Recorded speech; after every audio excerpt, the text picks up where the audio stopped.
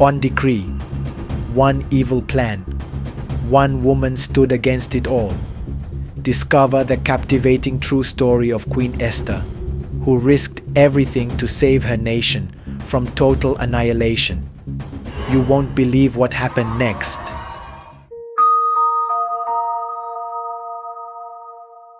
It was the third year of King Xerxes' reign.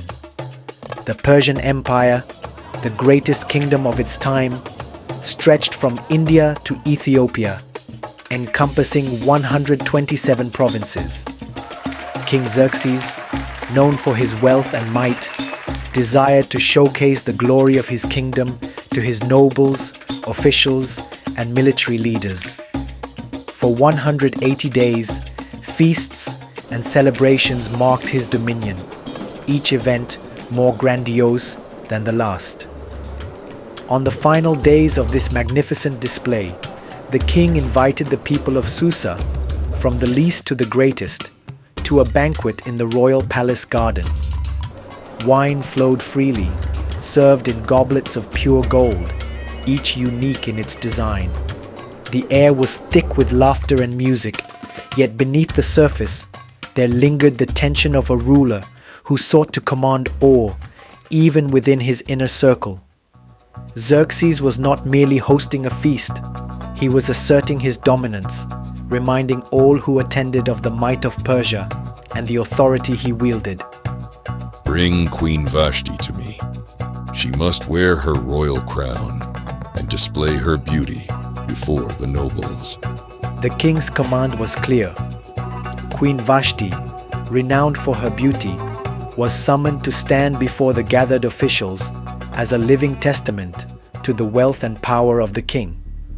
But as the messengers delivered the royal command, an unexpected defiance unfolded within the palace walls. Your Majesty, the Queen refuses your command. The room fell silent. No one dared to meet the king's gaze as his face darkened with anger. Refusal? The queen had defied the king's authority publicly. This was not merely an act of disobedience, it was a threat to the image of absolute power Xerxes had labored to construct. Refuses? This insolence cannot stand. The law must decide her fate. The advisors, sensing the gravity of the moment, hurried to offer their counsel. Their response would set a precedent for the entire kingdom. If Vashti's refusal went unpunished, women throughout the empire might rise against their husbands, eroding the very fabric of Persian society. Or so they argued. The king, humiliated and enraged, issued a decree. Vashti was stripped of her title as queen, and her position was declared vacant. This decision sent a chilling message across the empire. Defying the king had dire consequences. Little did Xerxes know that his impulsive decree would set the stage for a far greater plan, one that would unfold through an unknown Jewish girl named Esther. The throne beside King Xerxes sat empty, a reminder of the humiliation he had suffered during Queen Vashti's defiance. Though his anger had cooled, his advisors, eager to secure the stability of the throne, proposed a plan to fill the void. Let a search be conducted, they said, for the most beautiful young women in the empire. Bring them to the palace and let them be cared for and prepared with the finest treatments. From among them, the king will choose a new queen. The idea pleased Xerxes, for it would not only resolve the matter of succession, but also reaffirm his authority across the realm. So, the decree was sent out to every province, reaching from the distant mountains of India to the sun-scorched deserts of Ethiopia. It summoned young women of beauty and grace, each vying for the favor of the most powerful man in the known world. In the city of Susa, a young Jewish woman named Hadassah, known as Esther, lived quietly under the care of her cousin Mordecai. Both were descendants of the tribe of Benjamin, living as exiles in Persia. Esther was known not only for her beauty, but also for her humble and gentle spirit. When the decree reached Susa, Esther's name was among those chosen to be presented at the palace. Mordecai, her guardian, recognized the potential dangers of this opportunity. Yet he also saw the hand of providence at work. Esther, remember this. Do not reveal your heritage or your people. Keep silent about your Jewish identity. These are dangerous times. I will do as you say, cousin. Esther obeyed Mordecai's instructions, as she had always done. She was taken to the royal palace, where she entered a world far different from her simple life in Susa. In the palace, the young women were placed under the care of Haggai, the custodian of the harem. Months of preparation began. They were bathed in oils and perfumes, dressed in silks, and taught the ways of the court. The finest foods of the empire were placed before them, yet not all won favor in the eyes of their caretakers. But Esther was different. Her humility and grace set her apart, and she found favor with Haggai. He provided her with the best quarters, the finest cosmetics, and 7 handmaidens to serve her. As the days turned into months, Esther gained not only beauty, but also wisdom, for she listened and observed the ways of the palace. Finally, the day came for Esther to be presented before the king.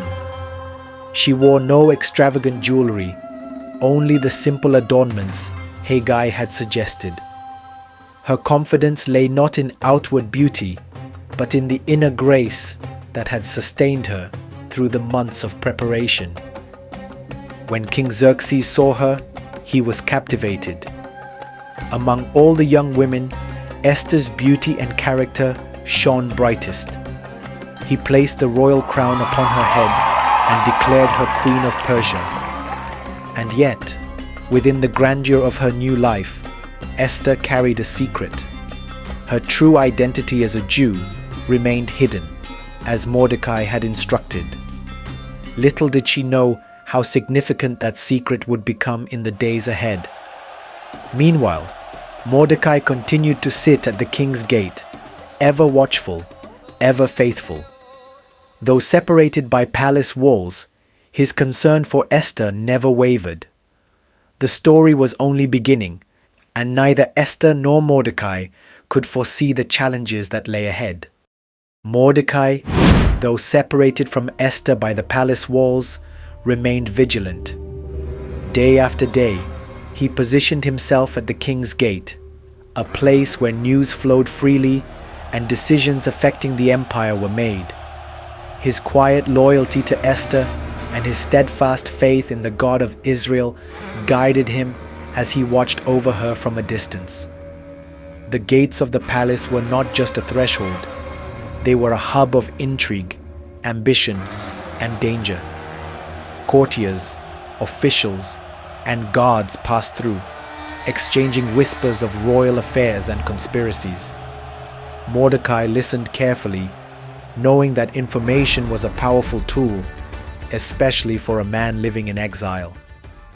One evening, as the golden light of the setting sun cast long shadows over the city, Mordecai overheard a conversation that made his heart race.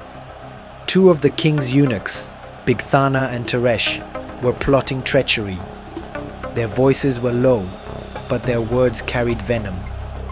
The king's arrogance blinds him. He rules with a heavy hand, and yet he is oblivious to our suffering. He deserves to fall. We'll strike him down when he least expects it. Mordecai's pulse quickened. He understood the gravity of what he had heard. The lives of kings were fraught with danger, but this was no ordinary threat. The plot, if successful, would plunge the empire into chaos. He had to act. Go to Queen Esther at once. Tell her the king's life is in danger.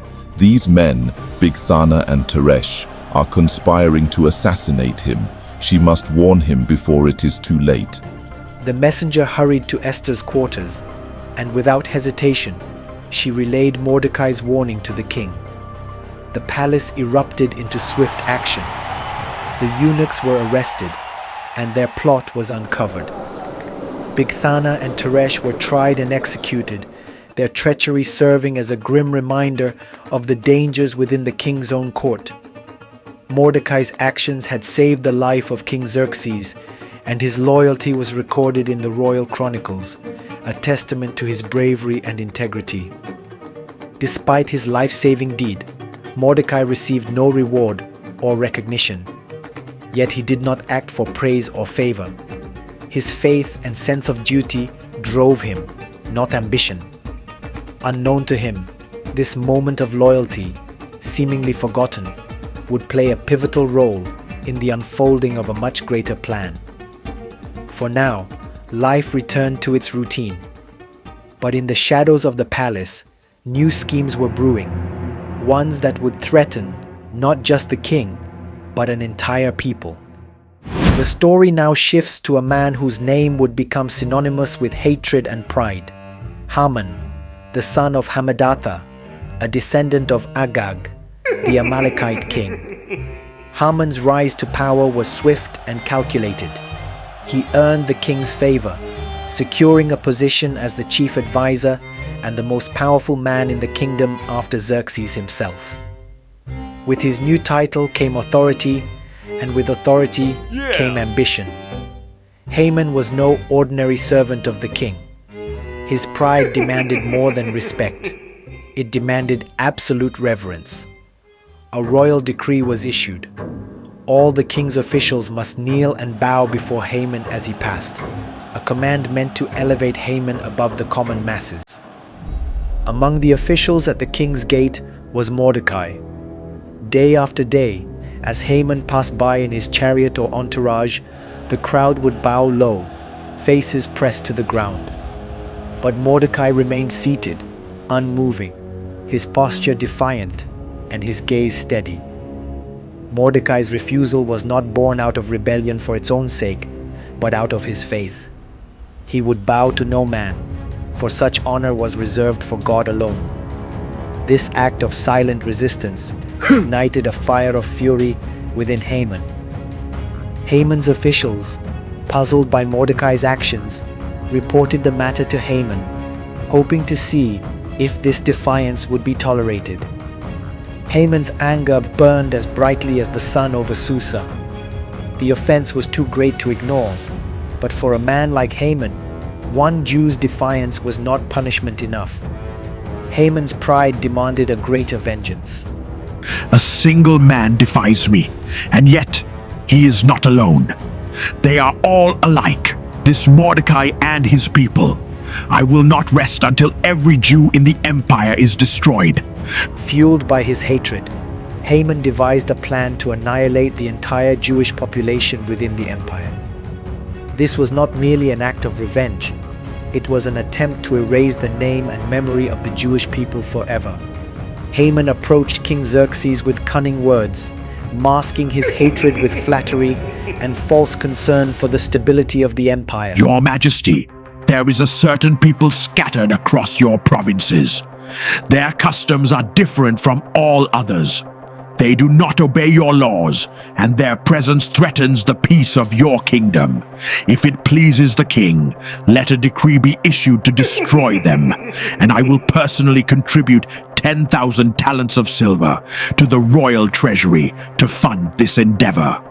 The king, trusting his advisor and blinded by Haman's deceit, handed over his royal signet ring, granting Haman the authority to carry out his plan.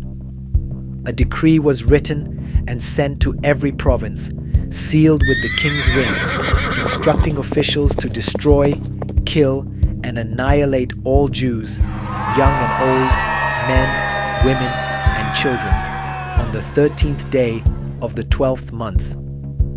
As the decree spread through the provinces, panic and despair gripped the Jewish community.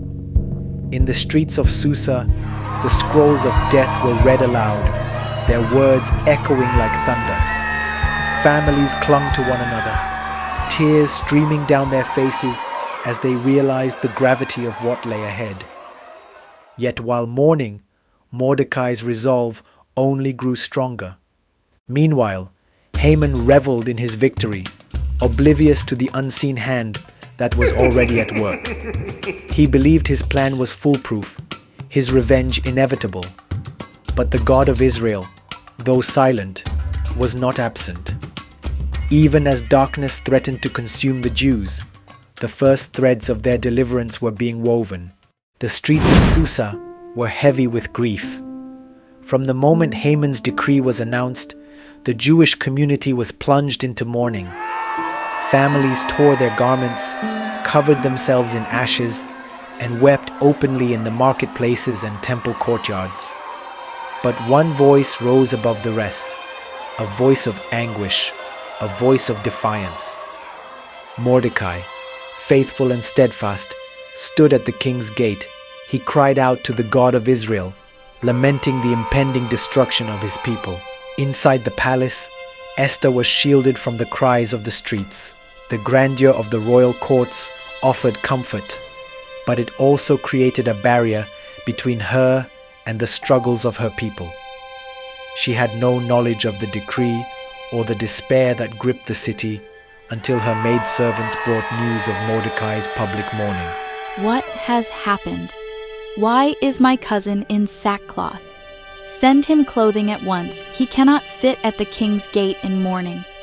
But when Mordecai received the garments, he refused them. He sent word to Esther, urging her to learn the truth of what had transpired. Esther, now deeply troubled, sent her servant Hathach to speak with Mordecai and uncover the cause of his sorrow. At the gate, Mordecai revealed the full weight of Haman's decree to Hathach. He spoke of the impending slaughter and handed him a copy of the edict to show Esther.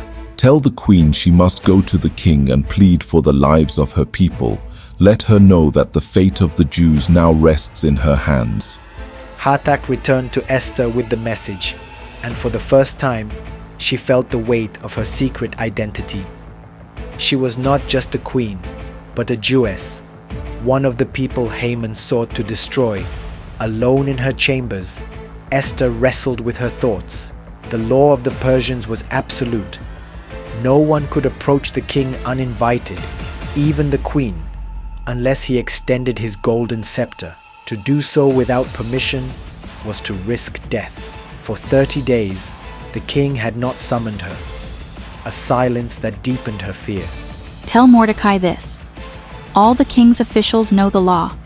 If anyone approaches the king without being summoned, they will be put to death, unless he extends the golden scepter. And I have not been called to him for 30 days. Hathach carried Esther's words back to Mordecai. But Mordecai's response was resolute, filled with both wisdom and urgency. Mordecai's faith burned brightly, undimmed by fear. He understood the cost of inaction and the possibility that Esther was uniquely positioned for this moment in history. Tell Esther this. Do not think that because you are in the king's house, you alone will escape. If you remain silent, relief and deliverance for the Jews will arise from another place, but you and your family will perish. And who knows but that you have come to your royal position for such a time as this? These words struck like a thunderclap when they reached Esther. For days, she had lived in the comfort of the palace, protected from the struggles of her people. But now, she realized that her position was not by chance. She was chosen for this moment. Her crown was a divine appointment, not a mere ornament. Esther's fear did not vanish, but courage began to take root. She understood the risk. To approach the king without being summoned meant she could lose her life. Yet the fate of her people outweighed her own safety. Go. Gather all the Jews in Susa. Fast for me. Do not eat or drink for 3 days, night or day. My attendants and I will do the same. After that, I will go to the king, even though it is against the law. If I perish, I perish. For 3 days, Esther and the Jewish people of Susa fasted and prayed, seeking divine intervention. The weight of Esther's decision pressed heavily on her, yet with each passing moment, her resolve grew stronger. She would act, not because it was safe, but because it was right. In the silence of the palace and the prayers of her people, Esther prepared for the most dangerous moment of her life. The morning sunlight poured into the throne room, gilding the grand pillars and casting long shadows across the marble floor. At its center sat King Xerxes, regal and commanding, the golden scepter in his hand, a symbol of life or death. Esther, draped in royal robes that shimmered with every step, walked steadily toward him. Yet within her, fear wrestled with faith. For 3 days, she had fasted and prayed, seeking the strength to face this moment. Every step she took was an act of defiance against the law and a testament to her courage. Before her stood the king, her husband, yes, but also the most powerful man in the world, a ruler who could end her life with a single word. Who dares approach unbidden? The murmurs of courtiers filled the air as all eyes turned to Esther. Silence fell as she paused at the threshold. The weight of countless prayers bore her forward, and though her hands trembled, she stood tall. Then, in an act of grace, Xerxes extended the golden scepter, a sign of favor and life. What is it, Queen Esther? What is your request? Even up to half the kingdom, it will be given to you. Esther's heart raced. The words of her people's plight pressed against her lips, but wisdom tempered her urgency. She understood the weight of timing, the importance of building trust and intrigue. Instead of speaking of the decree, she made a simple yet unexpected request. If it pleases the king, let the king and Haman come today to a banquet I have prepared for him. Xerxes, intrigued by the invitation, nodded his agreement.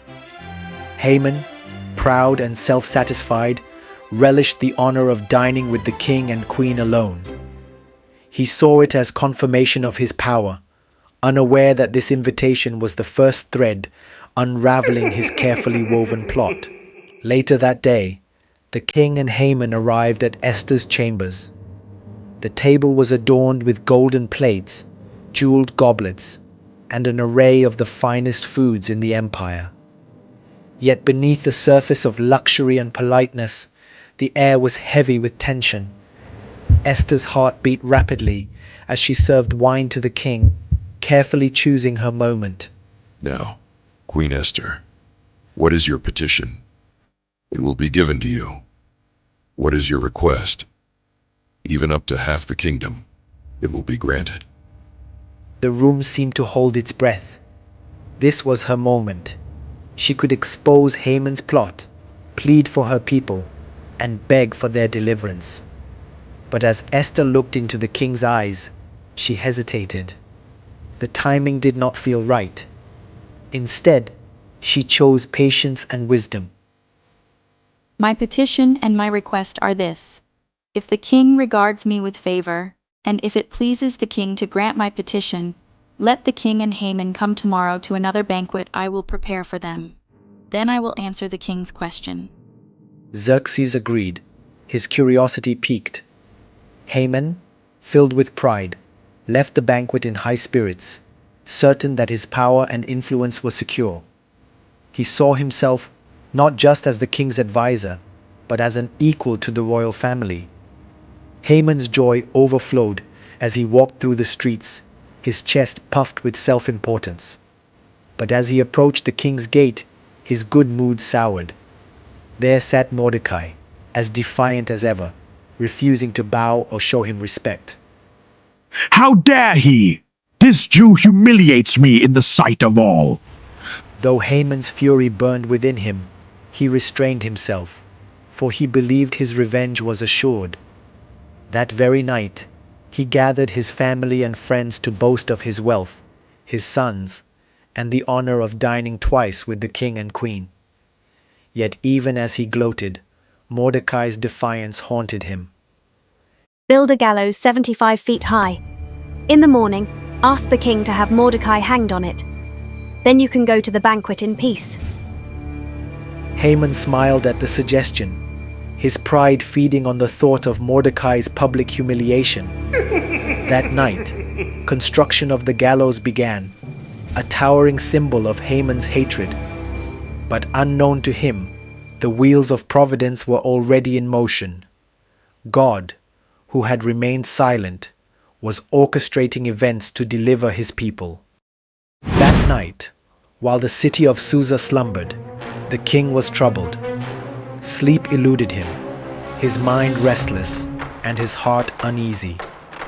Though he had no reason to suspect it, this was no ordinary sleepless night. The unseen hand of God was at work, orchestrating events that would change the course of history. As the hours stretched on, Xerxes rose from his bed, pacing the cool marble floors of his chamber. Unable to find rest, he summoned a servant. Bring the chronicles of the kingdom and read them aloud.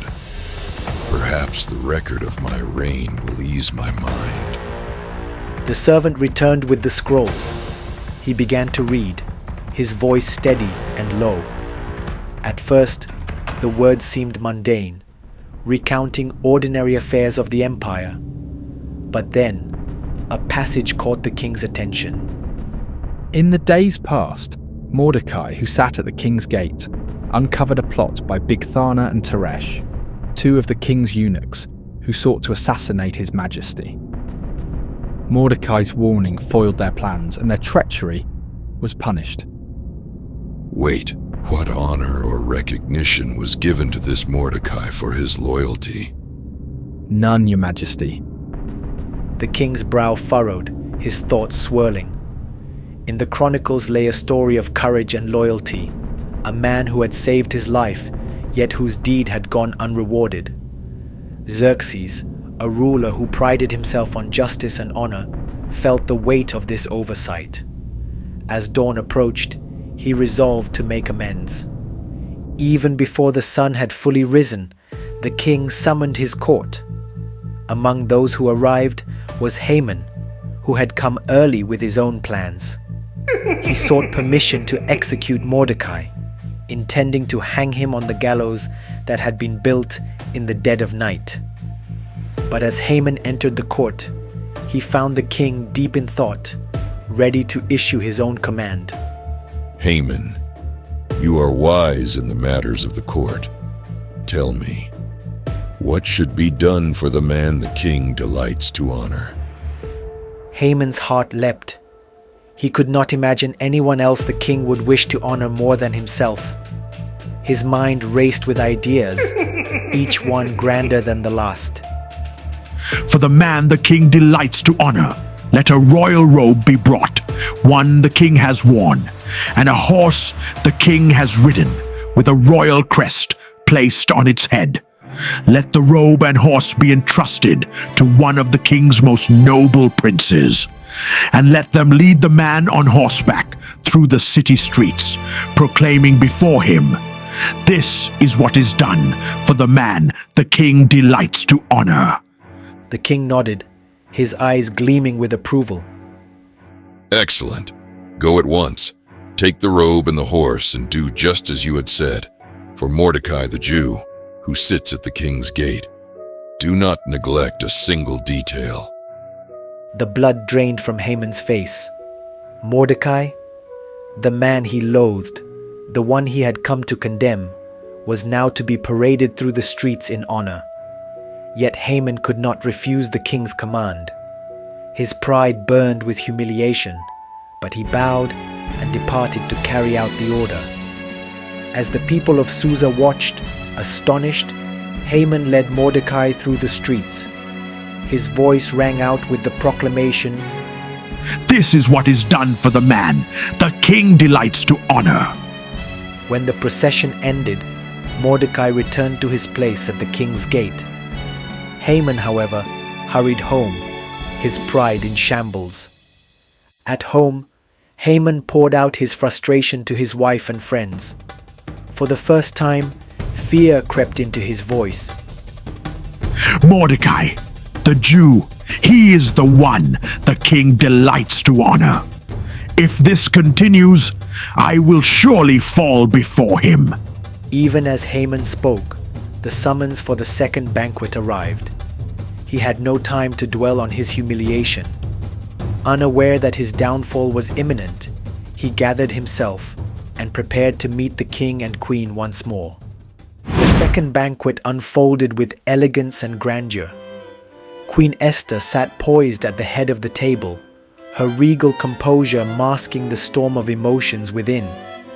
Beside her sat King Xerxes, his curiosity about her petition growing with each passing moment.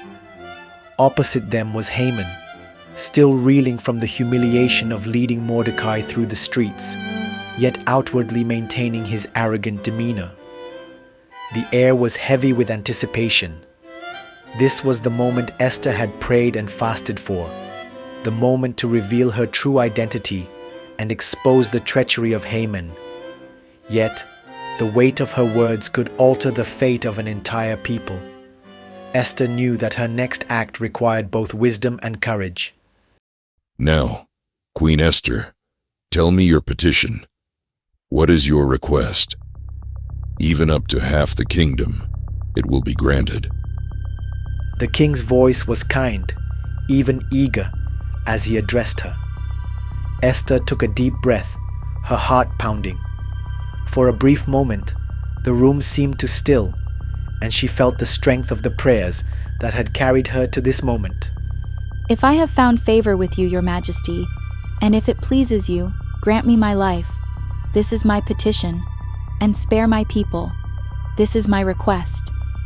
The king froze, stunned by her words. Esther's tone, though gentle, was filled with urgency and truth. Your life, your people. Who would dare to threaten you, my queen? Esther's eyes turned to Haman. The adversary and enemy is this vile Haman. The room erupted into chaos. The king's face darkened with fury as he turned to Haman, who sat paralyzed by fear. Overcome with rage, King Xerxes rose from the table and stormed into the gardens. His mind raced, torn between his trust in Haman and the horrifying revelation of his treachery. Haman, sensing the inevitability of his downfall, fell to his knees before Esther, desperate to plead for his life. But his actions only sealed his fate. At that moment, the king returned from the gardens. To his horror, he saw Haman falling upon the queen in desperation, and his anger flared into fury. Will he even molest the queen while she is with me in the house? The king's words were enough to sentence Haman. The guards seized him at once, and a servant stepped forward with a grim suggestion. Your Majesty, Haman has set up a gallows 75 feet high at his residence. He intended it for Mordecai, the man who saved your life. The irony was undeniable. The very instrument of death Haman had prepared for Mordecai would now become his own undoing. Haman was taken to the gallows, his pleas for mercy ignored. The man who sought to destroy an entire people was executed in the shadow of his own arrogance. As the sun set over Susa, the gallows stood as a grim reminder of the fate that befalls the proud and wicked. With Haman's death, his estate and possessions were handed over to Queen Esther. Mordecai was summoned to the palace, and the king entrusted him with Haman's position of authority. Esther, at last, revealed her relationship to Mordecai, and the bond between them strengthened the king's resolve to undo the evil Haman had set in motion. Though Haman was gone, his decree remained, a threat that still loomed over the Jewish people. But the God who had guided Esther to this moment would not abandon his people. Salvation was near, though the battle was not yet over. Despite Haman's execution, the original decree to annihilate the Jews remained legally binding because Persian laws, once sealed with the king's ring, were irrevocable. Esther, weeping and falling at the king's feet, bravely pleads with King Xerxes to overrule or counteract Haman's evil plan. She expresses her deep anguish at the thought of her people and family being destroyed. King Xerxes, having already punished Haman and given his estate to Esther and Mordecai, acknowledges the predicament. He confirms that a royal decree cannot be revoked. However, he offers a solution. Esther and Mordecai can write another decree in the king's name, as you see fit, and seal it with the king's signet ring. This new decree would effectively grant the Jews the means to defend themselves, without directly revoking the first one. Royal scribes are immediately summoned. Under Mordecai's guidance, a new edict is drafted. This decree grants the Jews in every province the right to assemble and protect themselves, destroy, kill, and annihilate any armed force that might attack them, take the plunder of their enemies. The decree specifies that this right applies on the same day, the 13th day of the 12th month, Adar, that Haman's original decree had appointed for their destruction. The new law was translated into all the languages of the empire's 127 provinces, from India to Kush. Mordecai seals the dispatches with the king's ring, and they are sent out by swift couriers riding the king's specially bred horses, ensuring the message reaches every province as quickly as possible. The decree was also issued publicly in Susa. The story of Esther is more than a tale of bravery.